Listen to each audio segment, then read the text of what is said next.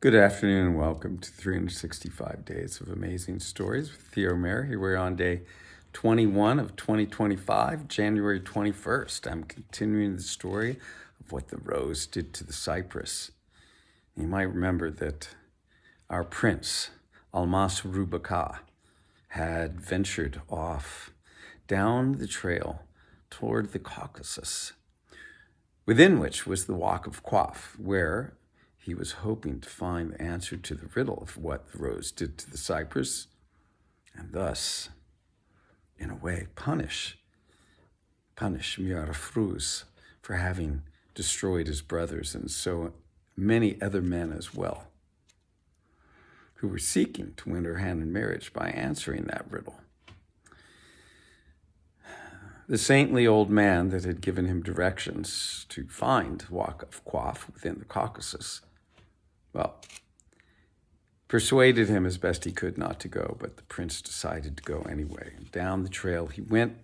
He'd been instructed to take the middle trail of 3, and after a day and a half had reached this column on which in Kufic characters he had read that to go to the right would be an easy path, and one would live in pleasantness all one's life.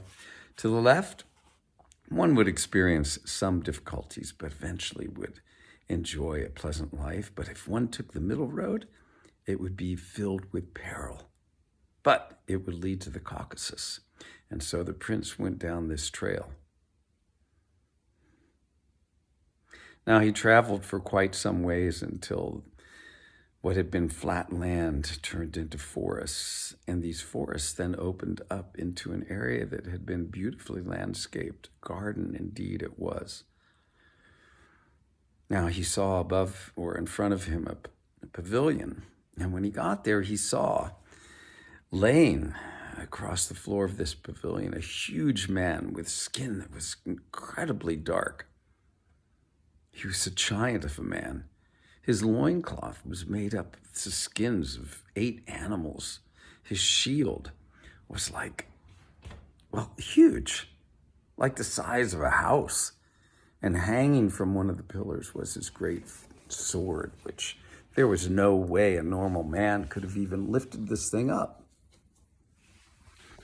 Praying to the causer of all causes, the prince went on. And he reveled in the beauty of this garden. Beautiful trees, flowers blooming, trees laden with fruit. And up above, in front of him, on a hilltop, there was a palace. And he made his way toward this. There was a winding stairway, wide it was, that led up to a flat area. And in this flat area, he saw there, it was like a huge place where one could sit that was covered with silks and pillows.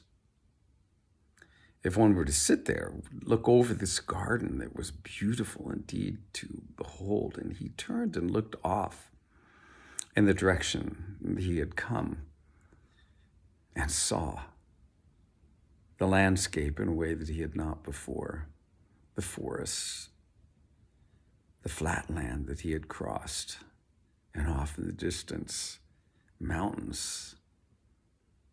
Beyond that, he could not see. Now, he turned, and as he did so, he noticed that up in a window, a woman appeared. The woman was so beautiful that she would make the beauty of the moon jealous. Her heart was captured by the beauty of the prince, and seeing him, and seeing as she was the lordess of this kingdom that the prince had wandered into, she sent her nurse down to greet him. Now, I must tell you that as the prince had wandered through the garden, he was met by many, many deer, which tried to sign to him through their hooves and facial gestures to turn back. But the prince The prince had thought that they were welcoming him and inviting him to come further. The nurse went down to meet Prince Almas Rubaka, and we'll leave the story there.